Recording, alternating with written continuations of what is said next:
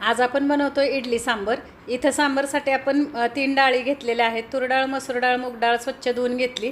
कांदा टाकलाय, टोमॅटो टाकलाय, शेवग्याची शेंग टाकली, हिरवी मिरची, कोथिंबीर, हिंग, हळद टाकून 4 शिट्ट्या काढून घेतल्यात। इथं इडलीचं बॅटर तयार केलंय। मीठ टाकलंय, खायचा सोडा टाकलाय।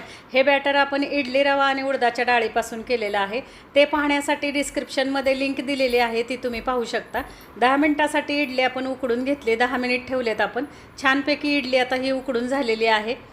अशा प्रकारे आपली इडली तयार आहे। आता आपण सांबर टाकतोय फोडणीला। तेलामध्ये हिंग, जिरे, हळद, मोहरीची फोडणी टाकली, कढीपत्ता टाकलाय, कांदा टाकलाय। कांदा छान परतून घेतलेला आहे आपण। लाल मिरची पावडर टाकली, मेथी दाणे टाकलेत।